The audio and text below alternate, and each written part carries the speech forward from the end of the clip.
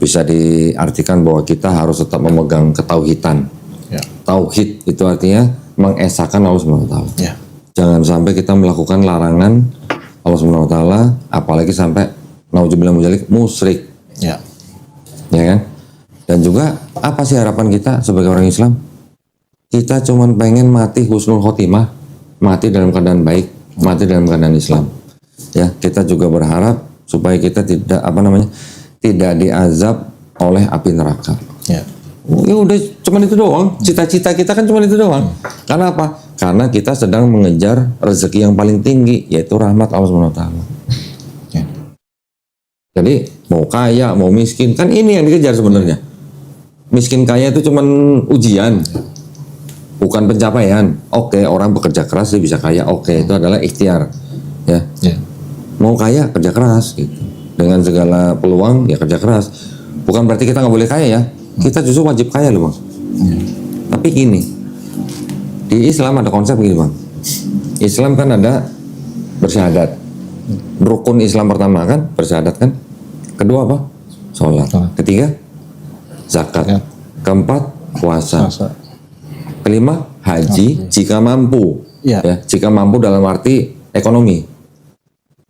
Kalau orang yang sudah bersyahadat, dia menjalankan sholatnya dengan baik, dia mengeluarkan zakatnya dengan baik, dengan ikhlas, dia juga melakukan puasa dengan baik.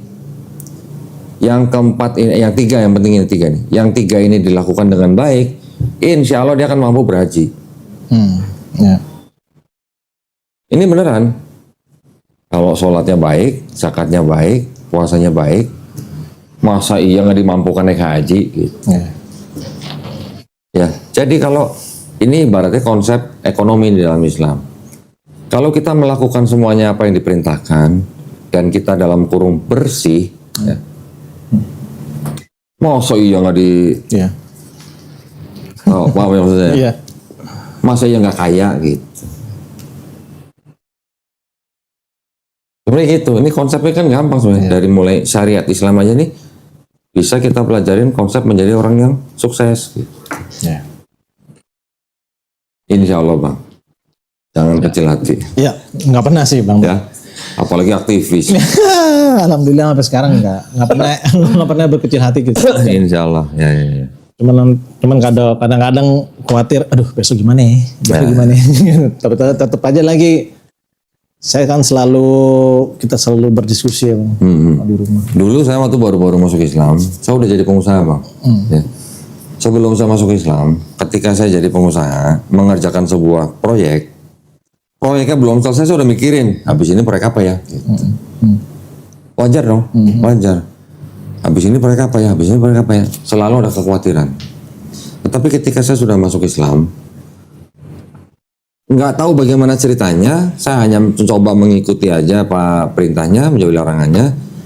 Akhirnya kok saya nggak nyari proyek bang. Akhirnya proyek itu nyari saya gitu. Loh ini bener saya alamin, karena saya merasa jadi kalau dulu saya tuh ngoyo nyari proyek, saya cari sono sini gimana caranya dapat proyek. Kok giliran saya udah masuk Islam, saya menjalankan Islam dengan baik, kok proyek itu yang nyari saya gitu. Bukan saya nyari proyek. Orang itu menghubungi saya untuk ngasih proyek ini. Malah banyak yang saya tolak dulu. Serius. Lo bener. Karena saya tahu, oh ini ada proyek nih. Tapi kalau begini nanti mungkin saya jadi bisa melakukan kesalahan apa gitu lah. Alhamdulillah saya nggak ambil. Saya ambil yang udah jelas-jelas aja. Gitu. Insya Allah begitu bang. Nah makanya kita harus benar-benar memahami artinya Islam itu apa. Islam itu kan selain daripada selamat, damai, patuh, taat, tunduk, yang paling penting kan berserah diri nih. Ya. Berserah dirinya ini memang agak susah nih. Tapi kalau kita benar-benar berserah diri, dulu waktu kecil bisa apa kalau nggak berserah diri kepada pencipta kita? Bisa besar seperti ini kan juga dulu kan karena dititipkan orang tuanya. Ya. Nah, sekarang apakah hanya karena kita masih bayi kita berserah diri? Enggak. Sampai mati kita harus berserah diri bang pada pencipta kita. Insya Allah gitu bang. Ya. Bukan saya ngajarin nih, sharing nih ya. Ini sharing bener. Karena saya ngerasain apa yang Bang Markus rasain. Dulu saya juga ngerasain gitu. Jangan sampai lepas ibadahnya. Ya. Insya Allah bisa lah, mudah. Ya. Nanti pasti ada peluangnya. Pelajarin, gimana amalan yang membuka rezeki yang tidak disangka-sangka dari pintu mana aja. cobain. Udah hampir semuanya bang. Sampai bacaan-bacaan di TikTok lah segala macam. Coba ini kita sampai zikir juga. Iya, jangan sekali baca udah. Oh belum ya. Gitu. Enggak. 10 kali baca. Zikir. Oh belum ya. Bayangin aja bang Menuni. Saya tuh pernah zikir sampai 600 zikiran yang saya ayat yang saya baca. Gini Bang Markus mau baca bacaan ribuan kali sekalipun, kalau hati kita belum belum sepenuhnya berserah diri, belum sepenuhnya bersyukur, belum tentu bacaan itu membawa hasil, Bang. Nah, itu mungkin kali ya. Sampai orang bilang, lu berat amat lu. Nah, Bang Markus juga jangan buru-buru berkecil hati kalau begini. Saya sudah baca zikir ini ribuan kali, ya. Tapi kok saya masih miskin aja, masih susah aja. Itu orang nggak pernah sholat kok kaya. Bisa nggak begitu? Bisa. Banyak. Narodi bisa. Jangan buru-buru ngiri yang begitu. Malah kita nggak boleh ngiri, ya. Apalagi orang itu nggak sholat, apalagi orang itu bukan Islam, kok dia kaya, kok saya sudah berusaha menjalankan perintah menjauhi larangan kok masih begini-gini. Jangan buru-buru suudzon. Ya sih. Justru yang penting kita cuma bisa bersih, ikutin, bersyukur, udah. Berserah. Kalau berserah berarti terserah dong. Betul. Kalau kita berserah diri kepada Allah SWT berarti kan terserah Allah dong. Iya betul. Kalau kita nggak rela terserah Allah nih, nah itu yang bahaya kadang-kadang. Iya, sampai sekarang kayak saya juga ikhlas aja deh. Jalanin aja deh. Gitu. Tapi ikhtiar. Iya, ikhtiar tetap, Bang. Jangan diam aja di rumah. Iya. Nonton video downloadan mulu gitu. Gak nyari kerja, jangan.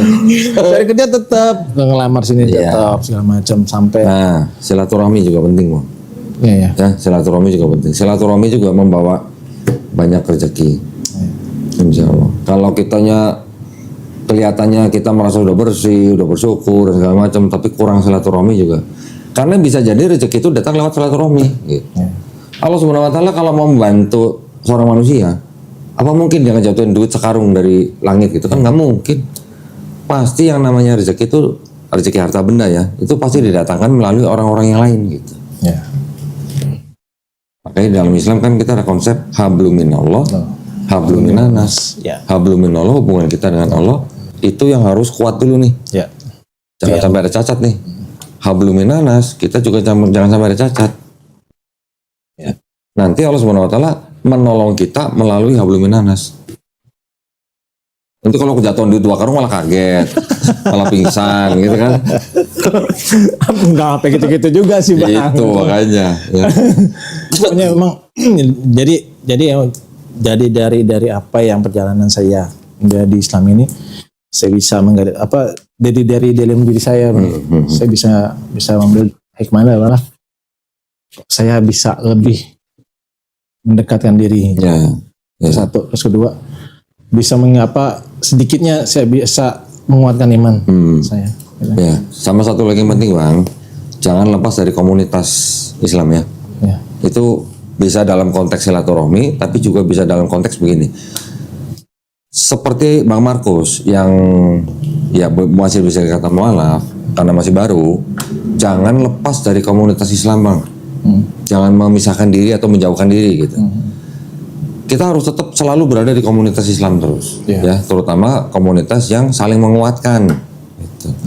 Kalau kita lepas, itu kita nanti akan mudah goyang dan mudah diserang, mudah didekati oleh orang-orang yang tidak seiman. Gitu. Itu penting, gitu. Ya. Makanya kami di Yayasan Gerak Mualaf Jakarta ini, kita juga selalu memonitor nih orang-orang yang baru masuk Islam nih. Kita selalu menjalin komunikasi dengan mereka. Jangan lepas gitu. Ya. Nah, sekarang saya mau minta pesan nih dari Bang Markus nih. Ini kan sudah masuk Islam. Kasih pesan dong buat yang belum masuk Islam. Pesan dia nih. Apa yang Bang Markus bisa kasih pesan nggak apa-apa. Untuk Islam ya, Bang ya. Untuk yang Islam dulu boleh, untuk yang belum Islam juga boleh. Kalau Bismillahirrahmanirrahim. Untuk kita sesama Muslim, khususnya saya pribadi, yang saya rasakan bahwa ketika saya masuk sebagai seorang Muslim, saya lebih menyentuh hati saya untuk mendekat lebih ke Sang Pencipta. Itu pertama. Walaupun banyak persoalan yang terjadi dalam hidup, intinya adalah Allah Subhanahu wa Ta'ala bisa memberikan satu hal yang tidak bisa kita kira-kira. Dan jangan pernah tidak menjalani yang namanya perintahnya benar. Salat lima waktu itu yang sudah dijalankan. Ada tulang. Kenapa ada tulang? Oh. Nanti aja. Terus. Jadi saya bersyukur sekali menjadi seorang Muslim karena saya lebih taat. Dengan 5 waktu itu saya lebih diingatkan kembali untuk ingat selalu bicara mengenai siapa Sang Pencipta saya, Allah Subhanahu wa Ta'ala. Dari 5 waktu ini. Ya, alhamdulillah. Buat yang belum Muslim, Bang. Untuk yang saya sebutnya belum Muslim karena insya Allah mereka Muslim. Yang belum Muslim jangan pernah membuat suatu perbedaan.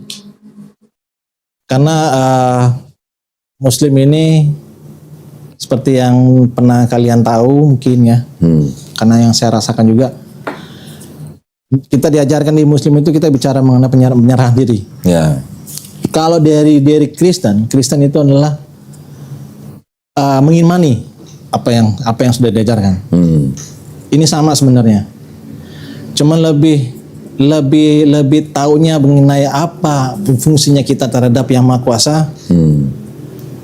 Coba lebih dalam bicara mengenai apa sih itu Islam dan apa maknanya dari Islam itu sendiri. Masya Allah, alhamdulillah. Ya, mudah-mudahan pesannya Bang Markus ini bisa menjadi atau membuka jalan hidayah buat yang menonton ya Bang ya. Insya Allah ya Bang ya. Insya Allah. Baik, alhamdulillah. Terima kasih banyak atas perhatiannya buat para pemirsa ya.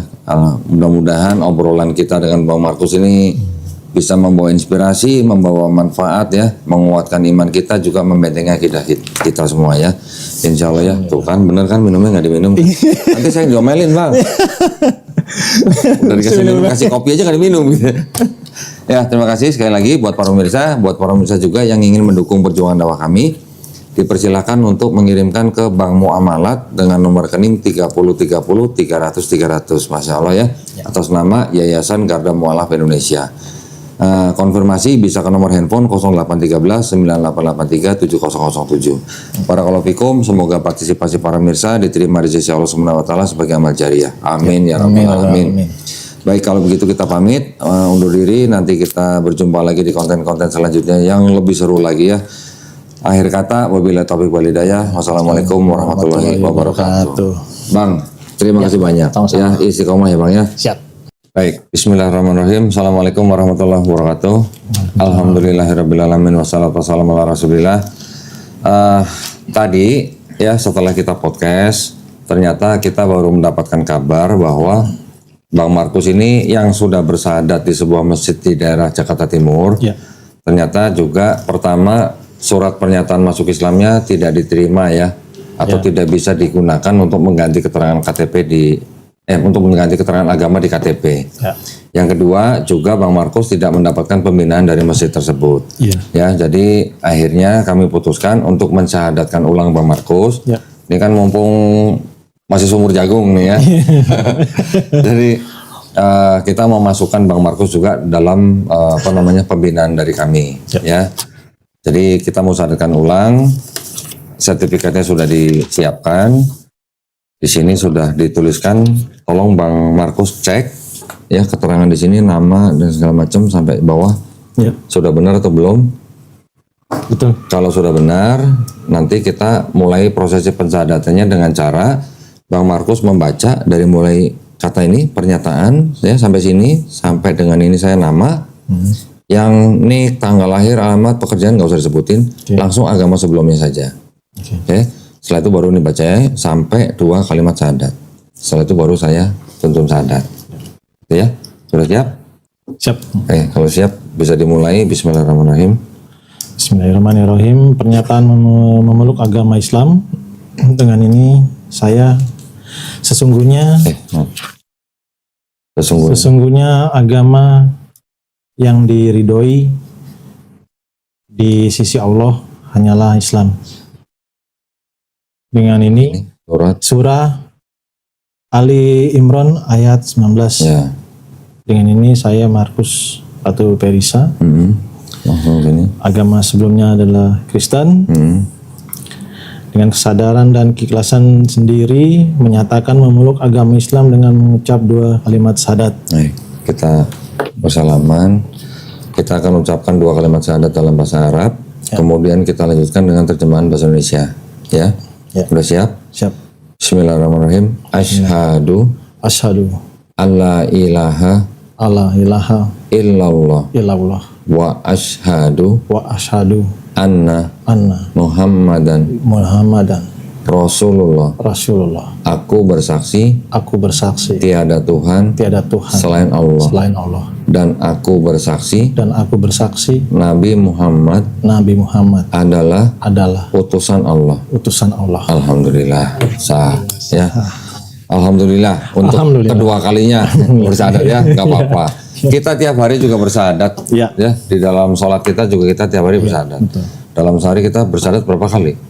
1, 2 lagi 5 tambah 2 9 ya. 9 kan? 9 kali kita bersyahadat dalam sholat kita. Jadi nggak masalah orang mau bersyahadat setiap waktu, itu menunjukkan iman dan tauhid kita ya. Ya, selamat Bang Markus ya. Ini tolong ditanda tangan dan ditulis nama lengkap. Ya.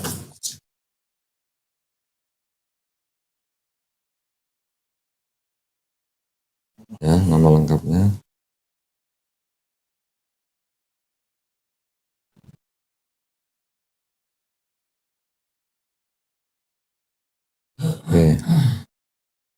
Oke. Nanti pulang, Bang Markus jangan lupa tempel foto ya di sini ya. Foto sendiri ya, jangan foto istri ya. Berdua bisa Bang. Berdua. Foto sendiri jangan berdua. Nah, nanti di laminating. Segera urus untuk mengganti keterangan agama di KTP ya. Cukup ke kelurahan, cari petugas Dukcapil. Ya. Nggak sampai sehari jadi ya. Ini tinggal dibawakan asli dan fotokopinya. Mungkin sih aslinya sih mungkin sebenarnya nggak perlu, fotokopinya aja yang diperlukan. Ya. Nah, sekarang ini ada bingkisan untuk Bang Markus ya. Ini untuk penguatan aja ya. Ada buku petunjuk sholat ya, dibaca-baca. Ya. Dibandingkan dengan praktek sholat sekarang Bang Markus. Ya. Kalau ada yang prakteknya belum sesuai dengan ini, diperbaiki sesuai dengan buku ini ya. Baik. Ini juga ada buku kecil buat bacaan. Ini buku praktis sifat sholat Nabi Muhammad SAW. Oke. Berarti belum belajar Iqra juga kan? Iqra Bang? Belum. Nah, ini kita kasih buku Iqra. Ya. Nanti kita akan kirim guru privat ke rumah. Oke. Sediakan waktu dalam 1 minggu 2 hari. 1 hari pertemuannya 90 menit. Nanti guru privatnya akan mengajarkan dari mulai sholat, ya mulai pokoknya fikih lah ya, dari wudu, sholat, niat dan segala macam, sama juga akidah, sama juga nanti belajar Iqra. Ya, setelah belajar Iqra nanti baru baca Quran. Ya, ini buku mushaf Quran dari Al-Qasbah. Ya, ini juga kita berikan pada Bang Markus. Tolong dipelajari adab memegang mushaf Quran. Ya, harus berwudu dulu. Ya, tolong diterima. Nah ini kita juga kasih sajadah yang ada contekannya.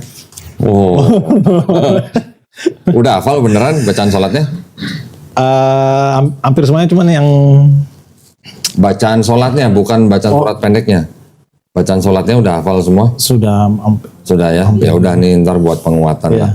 Kalau misalnya nanti udah nggak kepake bisa diberikan kepada yang membutuhkan. Ya. Jadi nggak sekolah aja nyontek ya. Belajar sholat aja nyontek.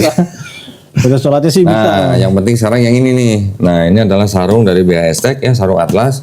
Buat Bang Markus juga, nanti buat sunat ya. Kan belum sunat kan?